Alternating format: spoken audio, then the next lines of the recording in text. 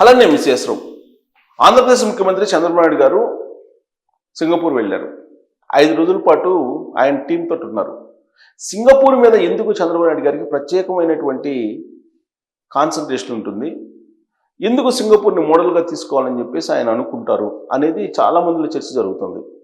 మిగతా దేశాలకి సింగపూర్కి ఖచ్చితంగా ప్రత్యేకమైనటువంటి అంశాలు, ప్రత్యేకమైనటువంటి విశేషాలు ఉన్నాయి.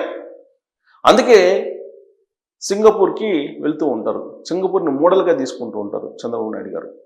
ప్రపంచంలో ఎన్ని కంపెనీలు ఉన్నాయో అన్ని కంపెనీలు సింగపూర్లో ఉంటాయి. అమెరికాని మనం దేశంలోనే, ప్రపంచంలోనే అగ్రదేశంగా మనం భావిస్తూ ఉంటాం. కానీ సింగపూర్లో ఉన్నటువంటి కంపెనీలు బహుశా ఏ దేశంలో ఉండవేమో అన్ని రకాల కంపెనీలు ఉంటాయి. పైగా సింగపూర్కి సంబంధించిన నేపథ్యం కూడా చాలా గొప్పగా ఉంటుంది. ఆ సింగపూర్ని ఆంధ్రప్రదేశ్లో చూడాలనుకుంటున్నారు ఆంధ్రప్రదేశ్ ముఖ్యమంత్రి చంద్రబాబు నాయుడు గారు. అందుకే defence, aerospace, green energy, electronics ఇలాంటి వాటిల్లో, ఐటీ రంగం ఇలాంటి వాటిలో పెట్టుబడులు పెట్టాలని చెప్పేసి అక్కడ ఉండేటువంటి ఆయా కంపెనీల సీఈఓలతోటి ఆయన భేటీ అయ్యి ఇన్వైట్ చేశారు. కొంతవరకు సక్సెస్ అయ్యారు. ఈ నేపథ్యంలో అసలు సింగపూరు ప్రాముఖ్యత ఏంటి, సింగపూర్ అంటే చంద్రబాబు నాయుడు గారికి ఎందుకు ఆయనకి ఇంట్రెస్ట్ ఎక్కువగా అనేది మనం చూద్దాం. సింగపూర్ హిస్టరీ చూద్దాం ఒకసారి. సో ఇక్కడ చూడండి, మనం ఒక ఆర్టికల్ రాశారు, వేరే చాలా బాగుంది, వైరల్ అవుతుంది వాట్సాప్లో. చెరిగిపోతుందని తెలిసి సముద్రం ఒడ్డున పేరు రాస్తాం. జనరల్గా మనం ఏం చేస్తాం, సముద్రం దగ్గరికి వెళ్ళినప్పుడు సముద్రం ఒడ్డున ఒక పేరు రాస్తాం, అలలు వచ్చినప్పుడు కొట్టుకోబోతుంది, అయినా కానీ రాస్తాం. కానీ ఇంకొంచెం లోపలికి వెళ్ళి భవిష్యత్తును సృష్టించుకోవాలనే ఆలోచన వస్తే అది పిచ్చిగాక మరేమిటి. సో సముద్రం లోపలికి వెళ్ళి మనం భవిష్యత్తుని సృష్టించుకోవాలంటే అది చాలామంది ఏమంటారు అంటే పిచ్చి అని అంటారు. కానీ పిచ్చి కాదు. సింగపూర్ని చూస్తే పిచ్చి కాదు అనిపిస్తుంది. మనలాగా పెద్ద పెద్ద రాష్ట్రాలు, విశాలమైనటువంటి భూమి, ఎన్నో వనరులు ఆ చిన్న దేశానికి లేవు. కానీ వాళ్ళకు పిచ్చి పట్టింది, భవిష్యత్తును సృష్టించుకోవాలనే పిచ్చి. అందులో నుంచే పుట్టింది ఈ జురాంగ్ ఐలాండ్ పెట్రోకెమికల్ హబ్ అనే అద్భుతం. ఎలా మొదలైంది? అదో 25 ఏళ్ల కిందట మాట. సింగపూర్ దగ్గర చిన్న చిన్న 7 దీవులు ఉండేవి. సముద్రంలో అక్కడక్కడ చెదురుమదురుగా ఉన్న ఆ దీవులను చూసి వీటిని కలిపేద్దాం, ప్రపంచంలోని అతిపెద్ద కెమికల్ ఇండస్ట్రీ హబ్ను తయారు చేద్దాం అని కలగన్నారు వాళ్ళు. ఈ మాట వింటే ఎవరికైనా పిచ్చిగా అనిపించాలి కదా.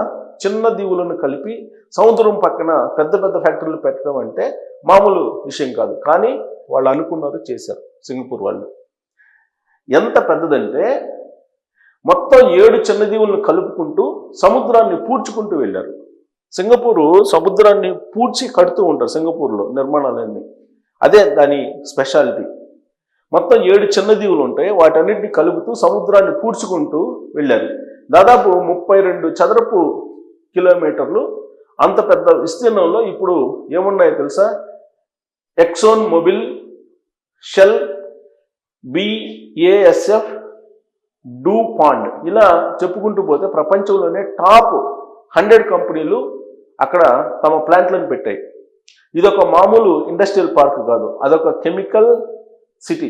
అవును, కేవలం ఓ పేరే కాదు, ఒక లంగర్ వేసిన రెస్టారెంట్ కాదు, ఏకంగా ఒక సిటీనే.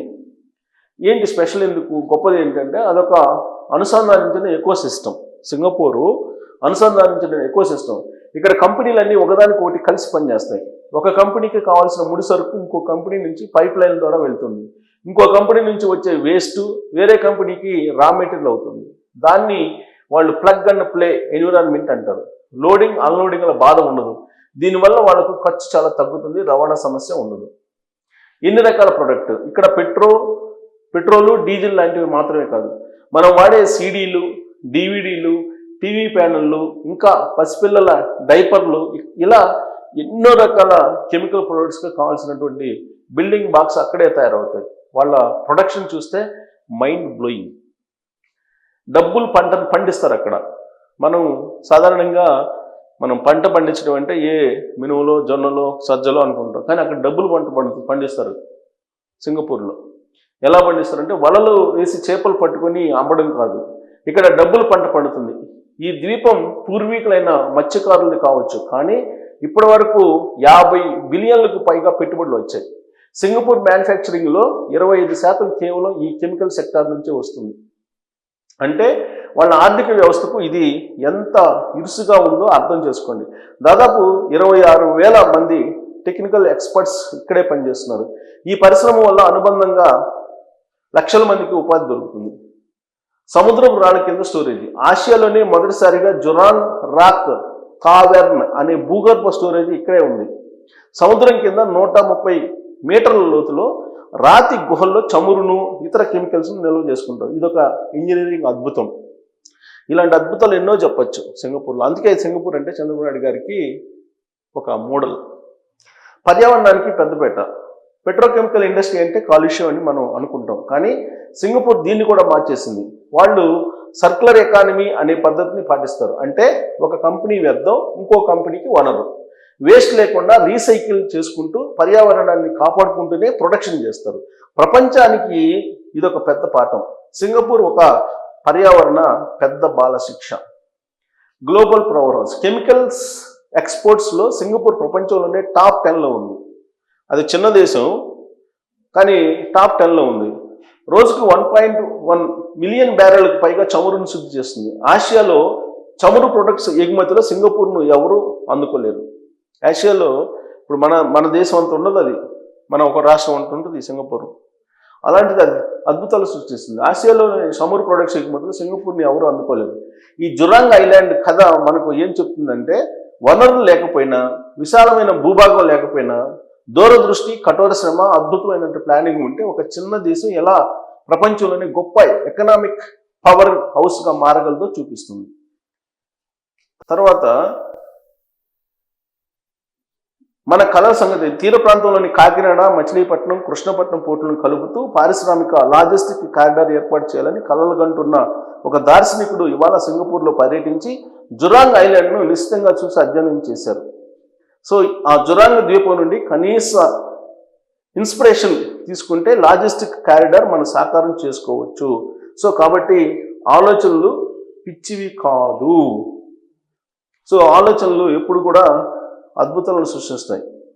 కృష్ణానది తీరాన మన కళల రాజధానిలో చేపలు పట్టుకోవచ్చు అనేటువంటి వాళ్ళకి ఈ జురాంగ్ అనేటువంటిది ఒక ఉదాహరణ. సో ఇప్పుడు నేను ఒక సింపుల్గా ఈ 4 రోజుల్లో ఈ జురాంగ్ గురించి చెప్పాను. చంద్రబాబు నాయుడు గారు అక్కడికి వెళ్ళాలి. ఇలాంటివి చాలా ఆయన విజిట్ చేశారు.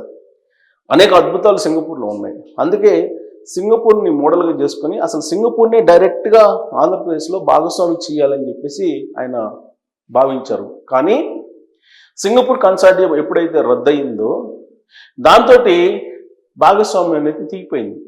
కానీ చంద్రబాబు నాయుడు గారికి ఉన్నటువంటి గుడ్ విల్ కారణంగా మళ్ళీ అమరావతికి వచ్చి పునర్నిర్మాణంలో పాలు పంచుకుంటాము అని చెప్పి ప్రామిస్ చేశారు సింగపూర్ ప్రజాప్రతినిధులు, సింగపూర్ ప్రభుత్వం. సో కాబట్టి రాబోయేటువంటి రోజుల్లో జురాంగ్ లాంటి అద్భుతాలు మనం ఆంధ్రప్రదేశ్లో చూడాలి అని అంటే చంద్రబాబు నాయుడు గారు 4 రోజుల పర్యటనలో అనేక ఒప్పందాలు కుదుర్చుకున్నారు.